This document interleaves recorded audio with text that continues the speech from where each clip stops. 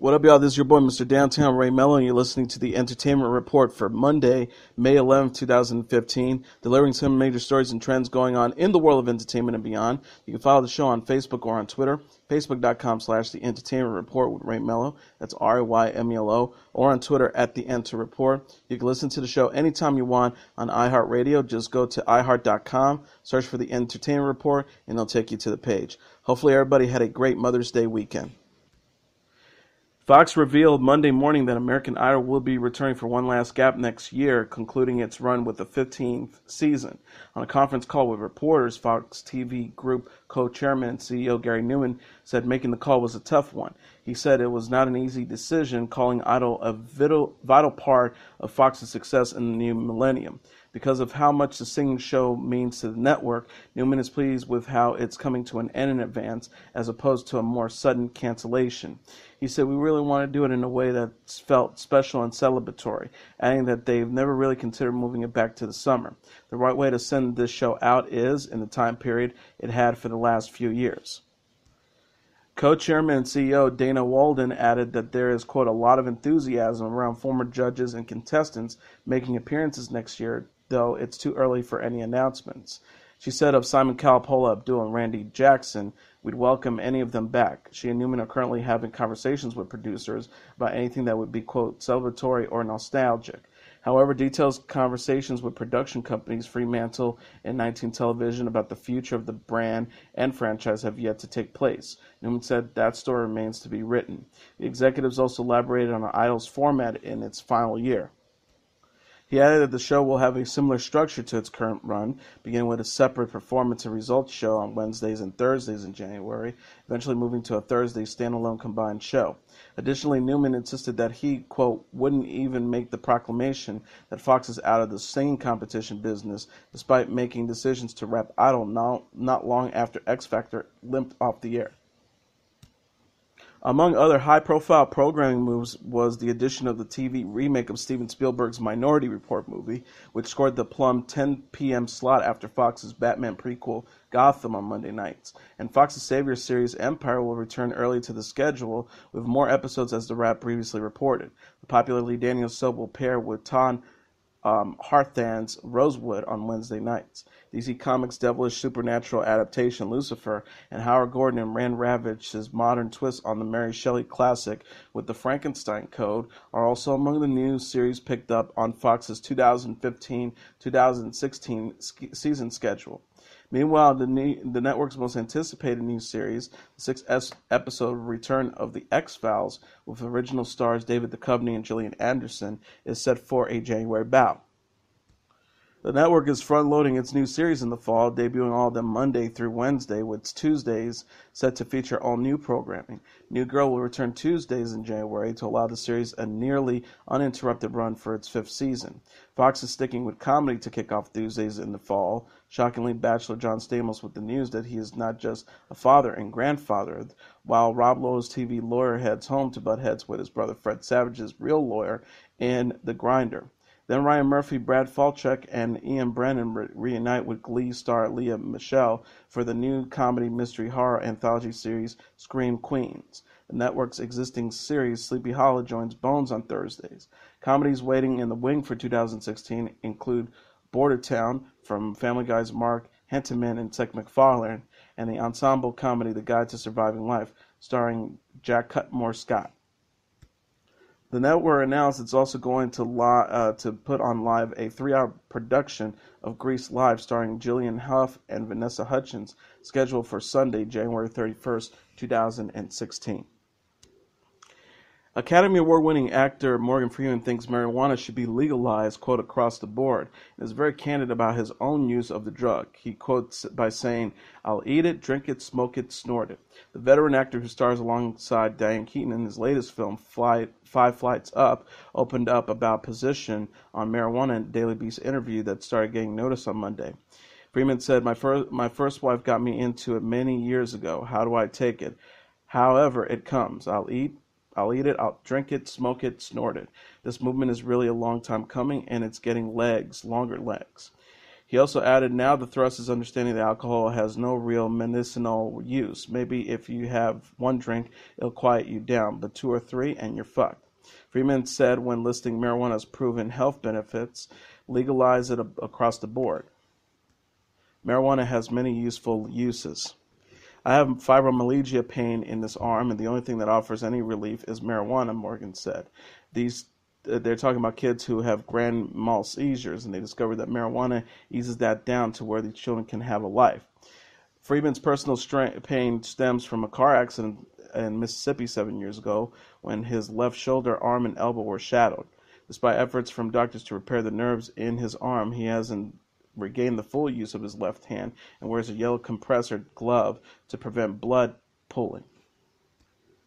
So far, states in Washington, D.C. have laws legalizing the drug in some form. Alaska, Oregon, Washington, and Colorado are only 4 states that support recreational use of marijuana, while District of Columbia residents voted last February to approve a measure legalizing possession of a small amount of the drug. While serving as a guest host on ABC's The View, Raven-Symoné says she supports Miley Cyrus' desire not to be labeled for her sexuality, but added, quote, Miley, I agree with you, and girl, I said it first.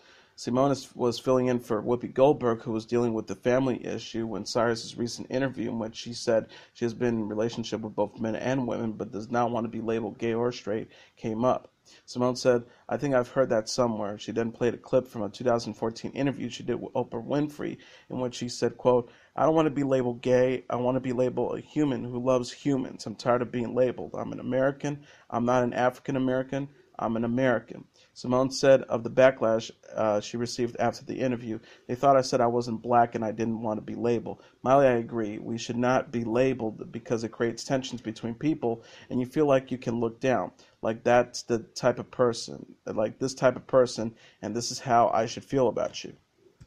Co-host Rosie Perez said, I think it's a generational thing because I think there was a time when labels were necessary because we were disenfranchised.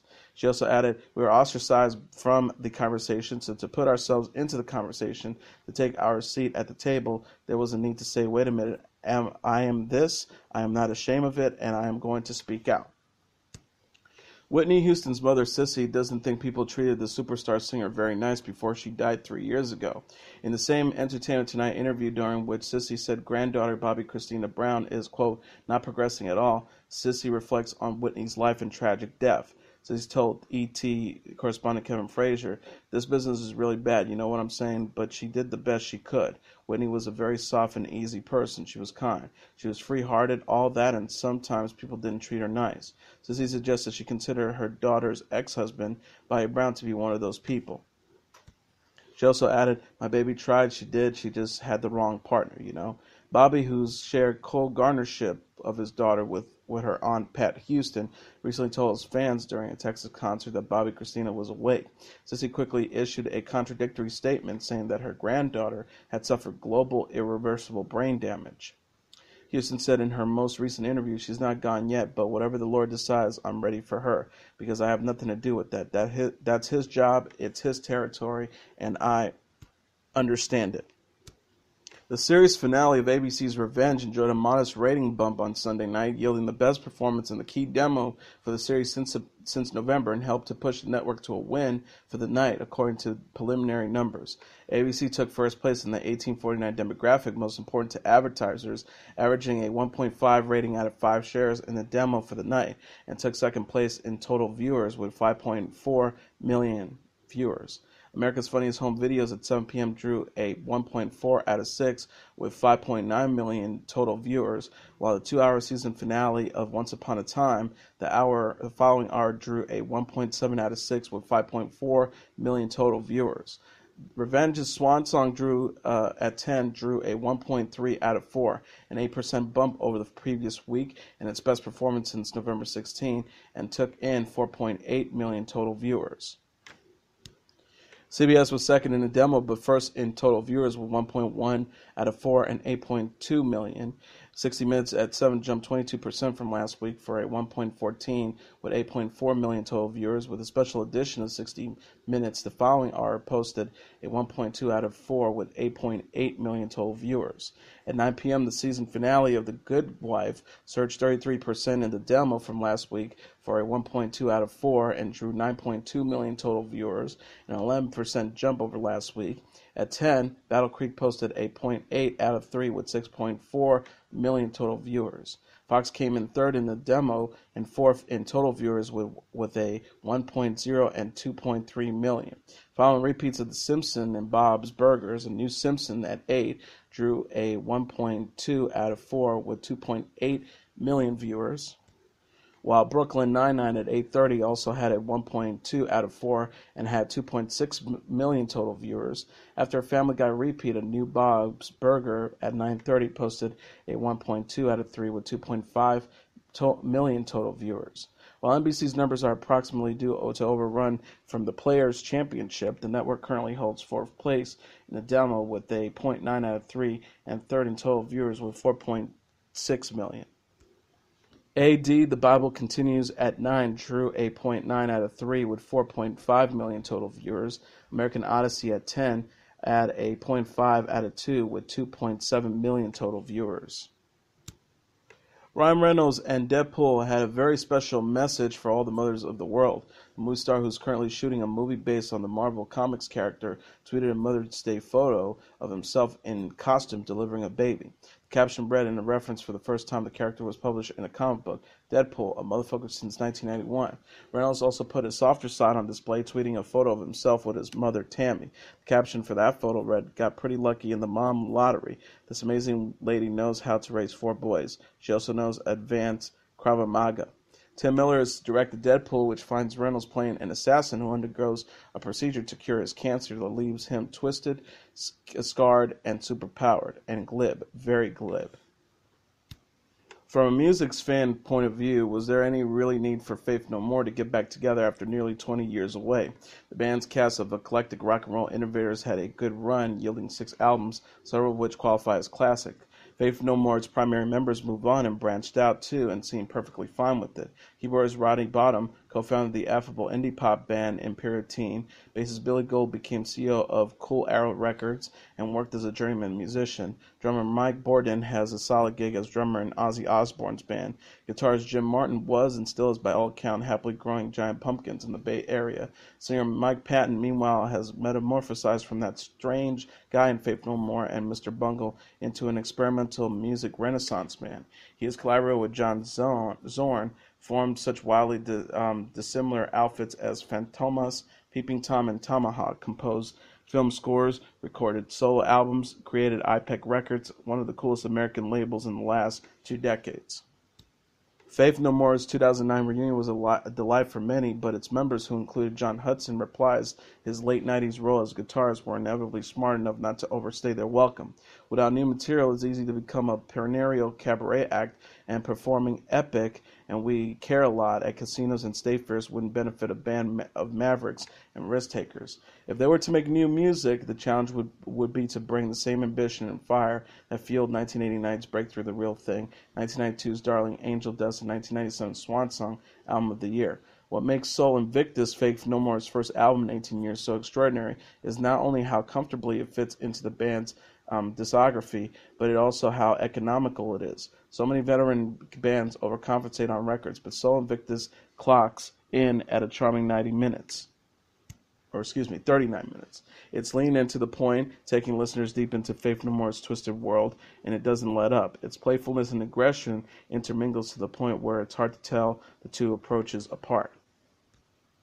For all the strengths of the album's first 2 singles, the gleefully profane Motherfucker and the dramatic Superhero, Sol Invictus rewards are even richer the more you delve into the deeper cuts. Sunny Side Up returns to the easy listening feeling of Faith No More's 1992 cover of the Commodore's Easy, but instead of straight-faced homage, Patton and Baltum crank up the darkness tenfold.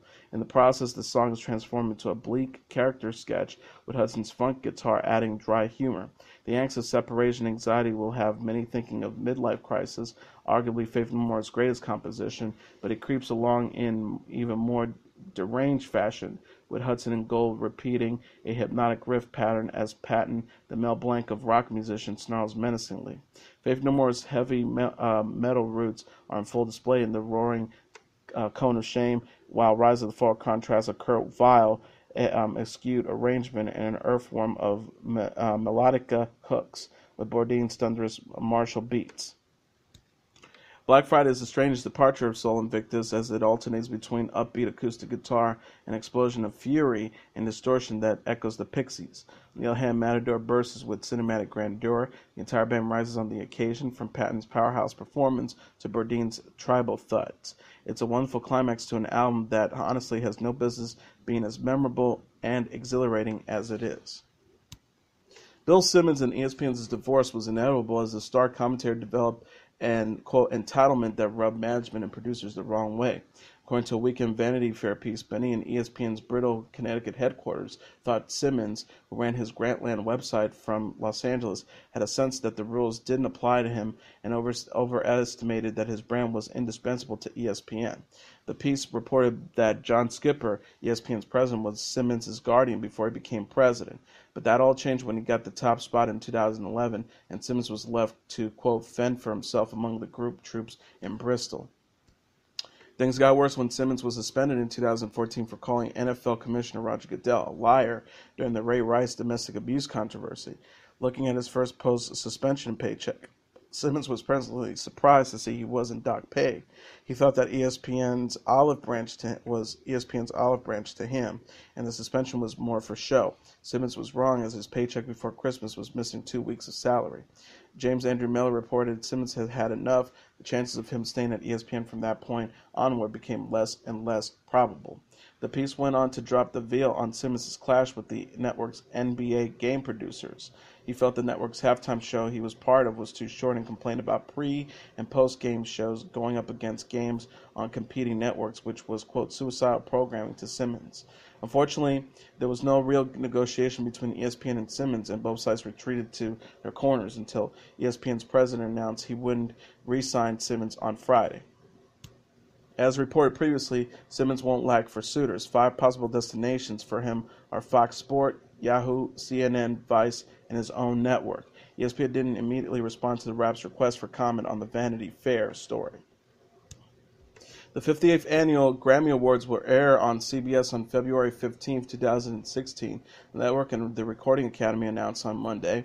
The event, honoring musicians, songwriters, and producers for their achievement, will return to the Staples Center in Los Angeles, where it will be broadcast live from East Coast viewers starting at 8 p.m., but delayed for West Coast.